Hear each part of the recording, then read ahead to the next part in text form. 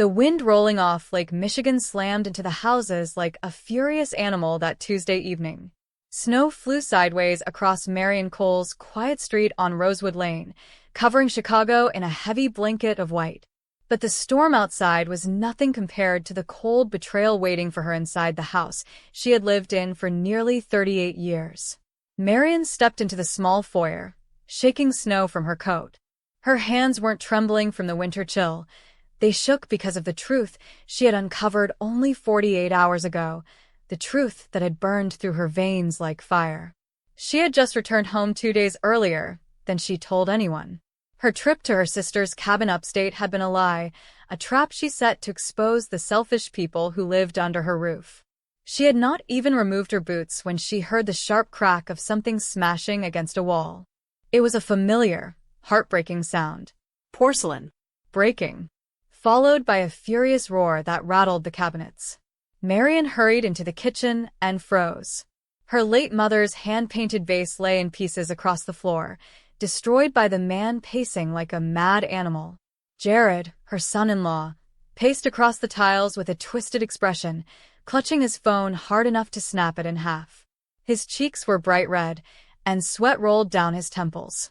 Standing beside him was Belinda, Marian's only daughter, her face tight with panic. It stung Marian to see them like this, not because they looked afraid, but because they weren't afraid for her. They were afraid for themselves. They didn't look at Marian as a mother. They didn't see a 65-year-old widow who had spent her life caring for hospital patients and her family. To them, she was a broken machine. A wallet, a bank account, a resource they believed they owned. Before Marian could even put her purse down, Jared lunged toward her. He thrust his phone into her face, the bright screen almost blinding her. "Declined," he screamed. Spit flew from his mouth onto her cheek.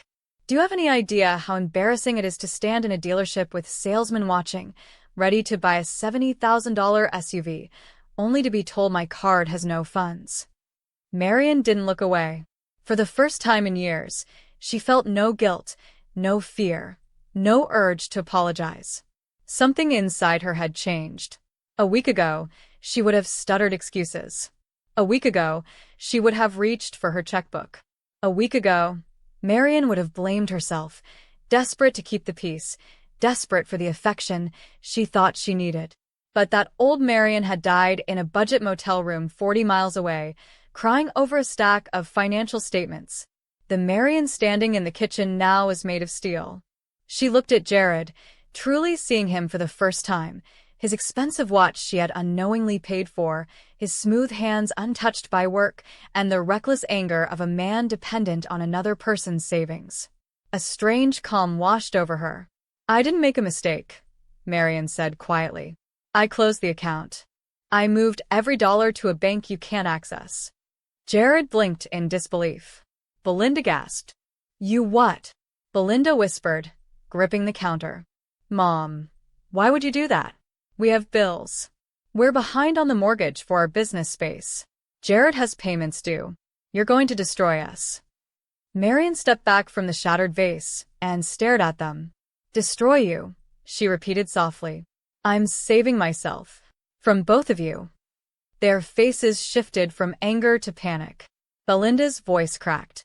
"You can't talk like that, Mom. You know we've been helping you. You live in our home." Jared added in a cold voice, "We take care of you. You're lucky we're here." Marian gave a small, humorless laugh. "You're home," she said. "This house is mine. Your father and I paid for every brick on this property. You moved in when you were evicted from your apartment because you hadn't paid rent for 3 months. I took you in, and in return, you drained my accounts dry." Belinda's eyes filled instantly with tears, her favorite tactic. "How can you be so cruel, Mom? We love you. We only wanted to make life easier for you. We managed your money so you wouldn't stress." Marian walked toward the stairs. "If this is love," she said calmly, "I'm better off without it." Their voices rose behind her, shouting, begging, blaming, but she did not turn back.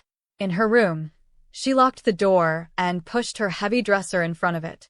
For the first time in years, she protected herself instead of others. She leaned against the door, breathing hard, knowing the real story began long before this night. It had started 3 years earlier after her husband Henry passed. The grief had been crushing, a dark weight she carried through every room of the house. When Belinda called one chilly November evening, sobbing that Jared had been laid off and they had nowhere to go, Marian thought it was fate. "Come stay here," Marian had said eagerly, desperate for company and connection. "We'll help each other." For the first few months, things looked promising. Jared mowed the lawn. Belinda cooked cheerful dinners. They watched comedies together in the evenings. "See, Mom?" Belinda had said once. "You don't have to be alone." But looking back now, Marian understood. It had all been grooming. The requests began small. "Mom, can you cover the electric bill? Jared's unemployment is delayed." "Mom, my car needs repairs. I can't get to interviews without it." Marian helped. She wasn't wealthy, but she was comfortable. Henry's pension and her savings were enough for a simple life. Then one afternoon, Jared sat her down at the table with a serious look. "Marian, you shouldn't stress about finances at your age," he said. "Let me manage the accounts. I'll handle everything." She had been exhausted. Lonely. She said yes. And that was the beginning of the nightmare. At first, the changes were subtle. Marian stopped being a host and became a burden. Whenever she entered the living room, Belinda and Jared would exchange annoyed glances. The air grew tense around her. If she cooked dinner, they complained. "Mom, you know spicy food upsets your stomach," Belinda would say, ordering expensive takeout instead. They ate steak while giving her toast. Marian felt herself shrinking. Then came the gaslighting. Marian would place her reading glasses on the nightstand, only to find them later in the freezer, in the trash, or even out in the shed. She'd accuse herself of forgetting things. Jared would sigh heavily. "Marian, your memory is slipping. You're confused again." Belinda would whisper, "Mom, you're scaring us."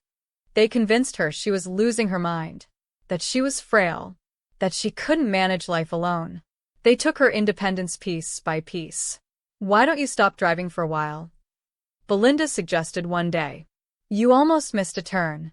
Marian had never been near missing a turn. But she handed over her keys. And within months, she became a prisoner in her own home. They brought in a doctor, Dr. Keene, who seemed almost too eager to help.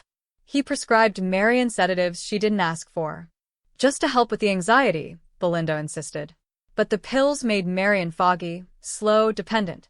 Meanwhile, Jared and Belinda celebrated life in grand ways Marian never saw before. They renovated the basement into a private theater. They installed a wine cooler worth $4,000. They upgraded the home security system with multiple cameras, but they positioned them only in the parts of the house Marian used. "For your safety," Jared said. But Marian felt like a watched animal. Her concerns were dismissed. Her questions were treated like delusions. And her savings, slowly, quietly, began to disappear. When she asked about finances, Jared patted her hand. "Don't worry about boring numbers. We're investing for your future." But Marian's future was exactly what they were feeding on. The moment of truth came unexpectedly. 10 days ago, Marian finally built up the courage to go to the library again, her only escape. She told them she was going upstairs to nap, but instead slipped out through the side door. After an hour of reading in peace, she decided to stop at the bank to withdraw $40, money she wanted to use to buy a book for her granddaughter, Nora. Nora was 20 now, studying political science at a university in the East. Marian hadn't seen her in almost 2 years. Belinda told her Nora was too busy and didn't need old-fashioned guilt. Marian inserted her card into the ATM. The screen flashed. Insufficient funds. She frowned and tried again. Same message. Confused, she walked inside the bank and sat with a banker named Lila, a kind woman who had known Henry. Lila's face went pale as she looked at Marian's account. "Marian, you don't have the balance you think you do." She turned the screen toward her. Marian stared. Her stomach dropped. The account that once held over $150,000 now showed a balance of $29. The statements were horrifying. Thousands spent on vacations, luxury items, parties, and online shopping sprees. Transfers to accounts Marian had never heard of. Hundreds withdrawn in cash weekly. The list went on for pages. "Lila, this can't be right," Marian whispered. "My daughter said I was forgetting things. She said I was confused." Lila squeezed her hand. "Marian, you're not confused. You're being taken advantage of." Marian felt sick, angry, awake. But she also felt something else, fear. Because she knew if Belinda and Jared found out she knew the truth, they would twist the story. They would tell everyone she was unstable, that she had lost her mind, that she was a danger to herself. "Is there a way to protect what's left?" Marian asked. Lila nodded. "Yes. But if I freeze the account now, they'll notice immediately." Marian shook her head. "No. Let them think everything is normal." And that was the moment she began planning her escape. Marian opened a brand new account under her name alone.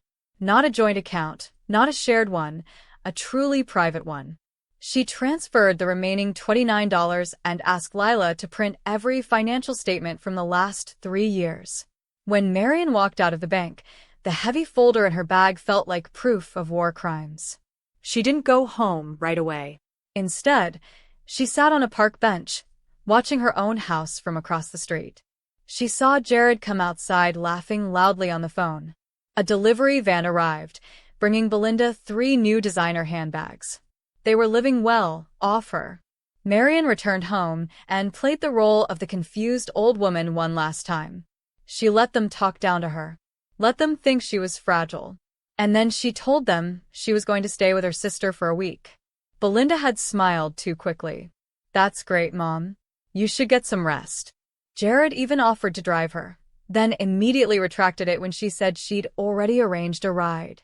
They wanted her gone. Instead of going to her sister's cabin, Marian checked into a cheap motel in a small town outside Chicago. The carpet smelled of old cigarettes, and the heater rattled like loose bones.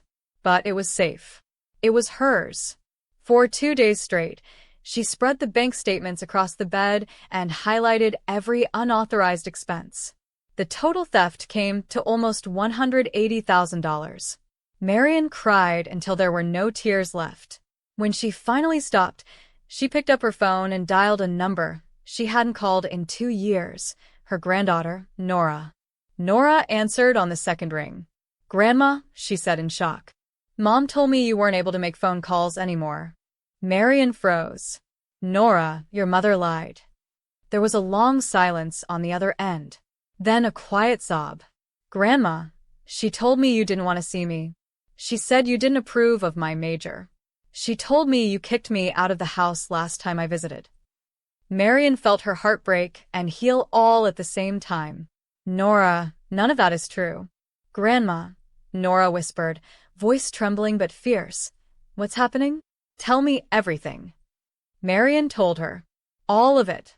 She described the manipulation, the finances, the gaslighting, the sedatives, the lies. Nora listened without interrupting once.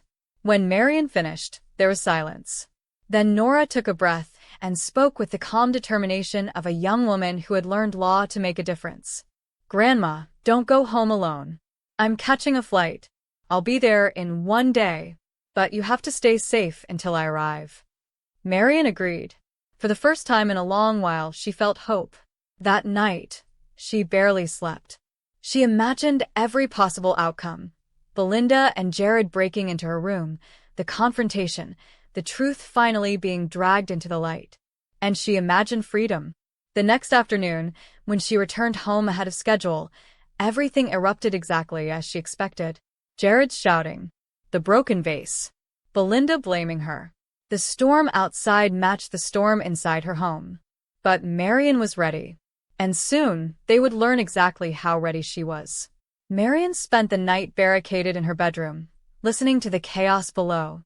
She heard drawers being slammed, dishes clattering, hurried, frantic whispers. She knew what they were afraid of. They were afraid she had finally seen the truth. Once, she would have pitted them, but not anymore. She sat awake, gripping her phone, watching snow pile against the window. Her heart pounded, but not from fear, from anticipation. She knew Nora would keep her word. In the early morning, the storm loosened, leaving a blinding white world outside. Marian's breath caught when she saw a dark sedan and a police cruiser pull into the driveway.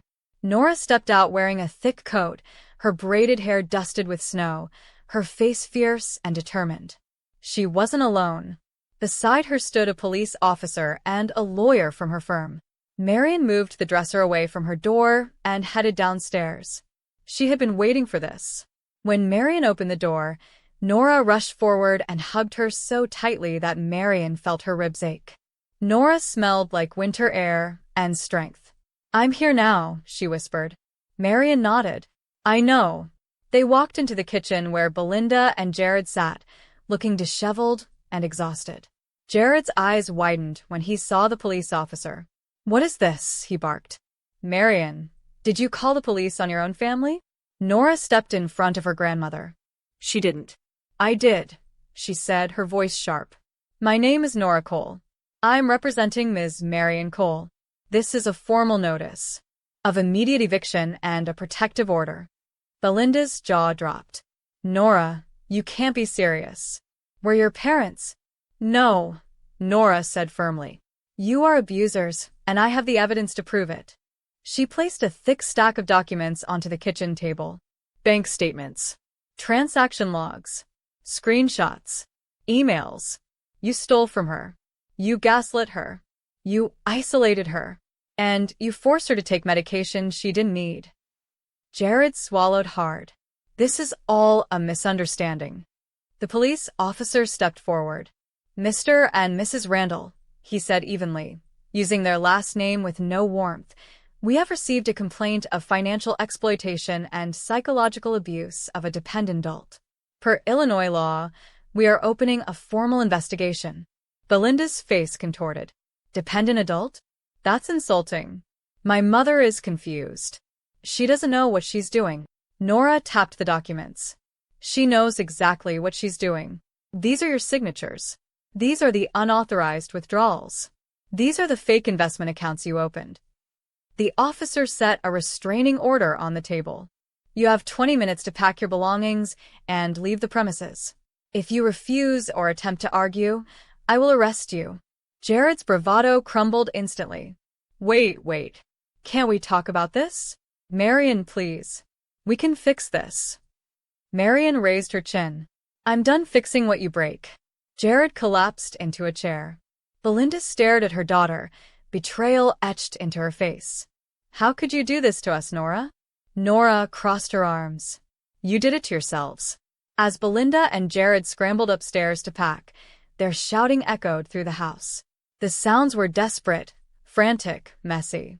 Marian sat in a chair, hands folded, watching quietly. For the first time in a long while, she wasn't afraid. The officer watched them carefully, ensuring they didn't touch anything that didn't belong to them. Belinda tried to claim the television. "I bought this," she lied. Nora shook her head. "You bought it with money that wasn't yours." Jared grabbed bags at random, stuffing clothes into them, cursing under his breath. When the 20 minutes passed, the officer escorted them to the door. Belinda paused at the threshold, turning to glare at Marian with cold hatred. "You're going to die alone in this house," she hissed. Marian met her gaze calmly. Better alone than abused. With that, Belinda stepped outside. When the door closed, the lock clicked like the final note of a song. The house fell still. The silence was strange, too clean, too quiet, too pure. For years, the house had echoed with arguments, slammed doors, manipulated tears, and cold whispers. Now there was only peace. Marian exhaled deeply, feeling the weight lift off her chest. Nora placed a gentle hand on her shoulder. "It's over," Nora said softly. Marian nodded, tears filling her eyes for the first time that day. "Thank you," she whispered. "No," Nora replied. "Thank you for fighting back. For surviving." They spent the rest of the morning cleaning the kitchen. They swept up the shattered vase, scrubbed the counters, and turned on bright lights in rooms that had felt suffocating for years.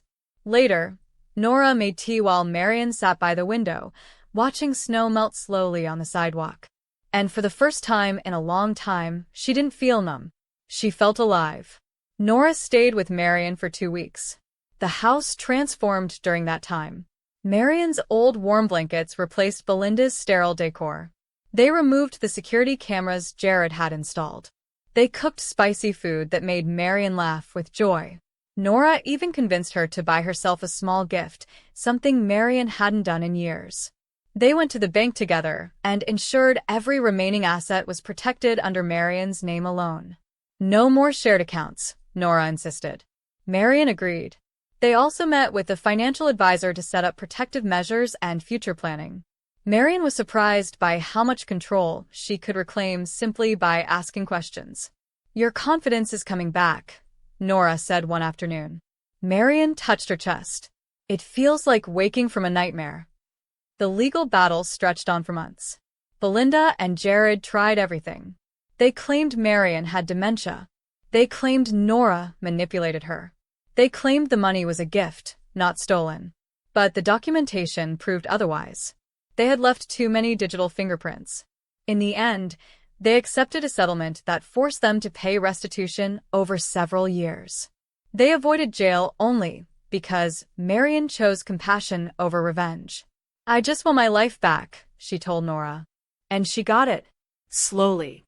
Spring arrived in Chicago, washing away the last of the old snow.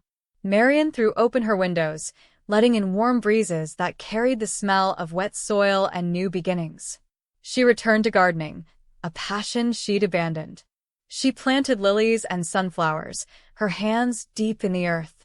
As she knelt beside her flower bed, Marian felt grounded again, connected to the world in a way she hadn't felt since Henry passed. Nora visited every weekend, bringing fresh bread or books for them to read together. They rebuilt their relationship from scratch, stronger than ever. One afternoon, Nora asked gently, "Do you ever miss them?" Marian didn't hesitate. "I mourn the daughter I thought I had," she said. "But I don't miss the people they became." Marian began attending a local senior center twice a week, joining a painting class and a walking group. The first time she walked into the building alone, her heart fluttered with nerves. But the people were warm, and she found herself laughing more than she expected. One woman, June, asked her, "Is it true you kicked your family out?" Marian raised an eyebrow. "Is that what they're saying?" June chuckled. "No, dear." "That's what you said in your police report." Marian burst into laughter. "Then yes," she said proudly. "I did." The class applauded. Slowly, Marian created a new life, one that belonged only to her. By early summer, Marian's home looked different. Not physically, Belinda and Jared had never cared about home improvement, but emotionally. The air felt lighter. The rooms felt safe. She rearranged the furniture, choosing colors and scents she enjoyed. She hung photos of Henry and pictures Nora sent from school. She opened the curtains wide and let sunlight fill every space. One morning, Marian found herself dancing in the kitchen to an old jazz song Henry used to sing. She laughed at how silly she felt and how free. Nora continued supporting her grandmother through the legal rebuild. She helped Marian establish a trust, update her will, and organize a binder of important documents. Marian insisted on one thing: "I choose what happens to my life. No one else." Nora respected that deeply. They even started planning a small trip together, a weekend getaway to a lakeside cabin. Not to hide, not to recover, but to celebrate. "You deserve joy," Nora said one day. Marian touched her hand. "And you brought it back to me." On the 1-year anniversary of the confrontation, Marian visited Henry's grave with a bouquet of white tulips. She sat beside the headstone and spoke softly. "I lost myself for a while," she murmured. "But I'm back. I hope you'd be proud." She closed her eyes, feeling the wind brush past her like a familiar hand. She wasn't lonely. She wasn't afraid. She wasn't broken. She was healing. When she stood up to leave, she felt lighter, as if she had finally set something heavy down. People often told her, family is everything. But Marian learned the truth the hard way. Family is not defined by blood but by love, respect, and responsibility. Belinda and Jared had failed every one of those tests. Nora had passed them all. Marian realized she didn't need to cling to toxic people out of obligation. She didn't need to sacrifice herself to earn affection. She didn't need to stay silent to keep peace. No was a full sentence. So was enough. So was never again. On a warm summer evening, Marian watered her garden while fireflies blinked around her. The lilies she planted in spring were blooming, bright, bold, fearless. She smiled as Nora's name lit up her phone. "Grandma," Nora said cheerfully, "ready for our weekend trip?" Marian looked around her quiet, peaceful home. The house she had reclaimed. The life she had rebuilt. "Yes," she said softly. "I'm ready." As she locked her front door and walked toward the car waiting in her driveway, Marian felt the same truth she had discovered that winter night. She was alone, but she was not lonely. She was free, and she was blooming. If you value stories of respect, dignity, and justice, please subscribe. It means more than you know, and it lets me keep sharing the lessons life has